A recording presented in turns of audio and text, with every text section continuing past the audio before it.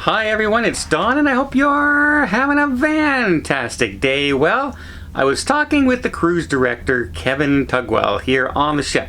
Fellow Canadian boy in Ottawa, by the way.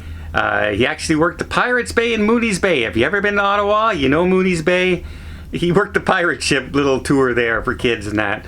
It was really funny to hear that. I probably was on that ship with him at one point when I was younger.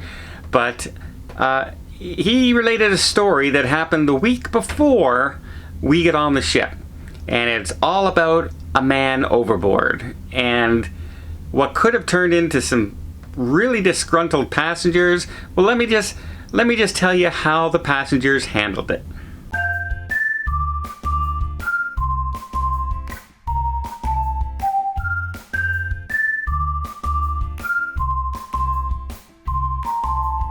So let me just say, when you're on a cruise, emergencies happen all the time.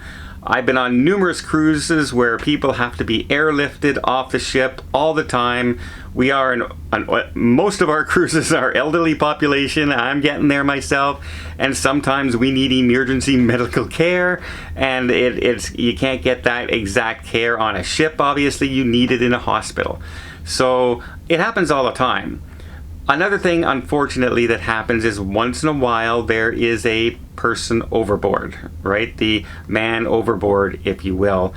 And this happened to them the week before we got on. And it happened at about 12:30, 1 o'clock in the morning. There was a man overboard.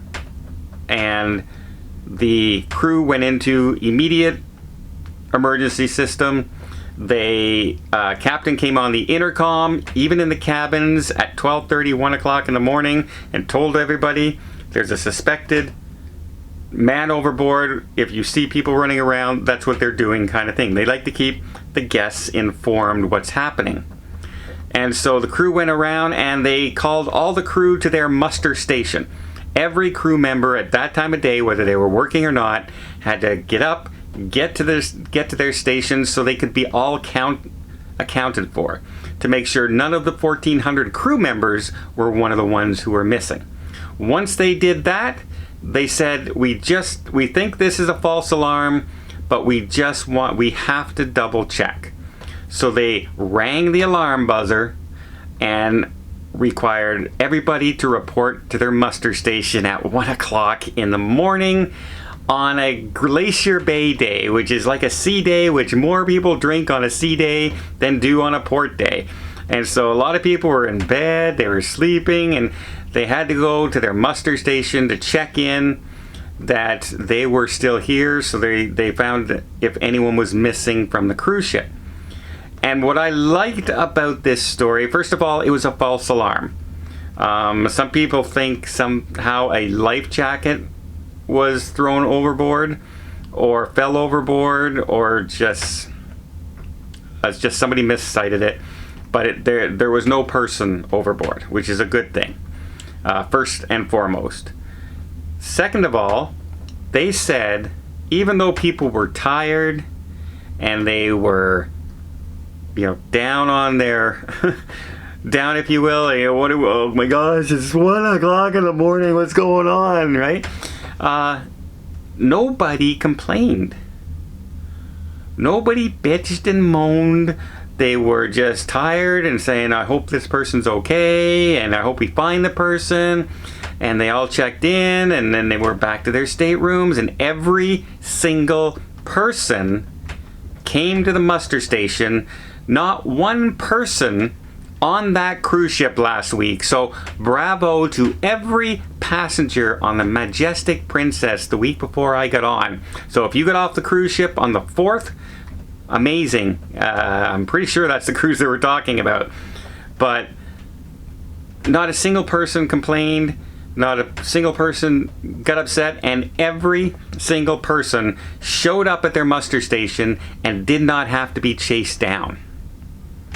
How many times have you been on a cruise and just the safety drill, you keep hearing them calling people because they didn't show up at the muster drill and they didn't do this? Well, every single person at 1 o'clock in the morning after a long day, and then enjoying themselves on a cruise, made their way to that muster station, and didn't have to be tracked down.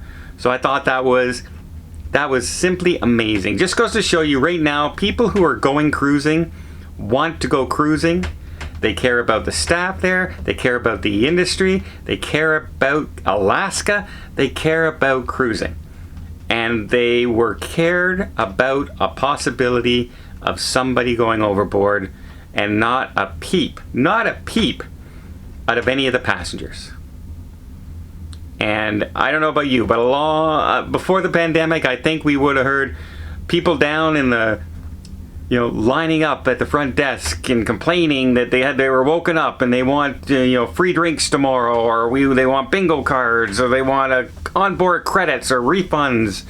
We would have heard those stories, and I am so happy to report that did not happen.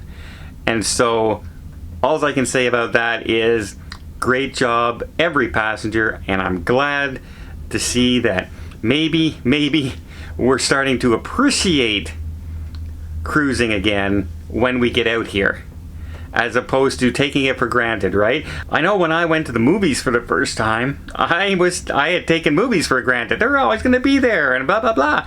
And I was so appreciative when I got to go see a big blockbuster in the theater again with my nephews. It just, I wanted everything to work. I got to follow the rules. No problem. I'll follow the rules. I was just glad to be there. And so I think that's what I'm seeing right now with people going back to cruising. A lot of people just very glad to be there, concerned about everybody else, and a lot less selfishness. And that is truly, truly amazing.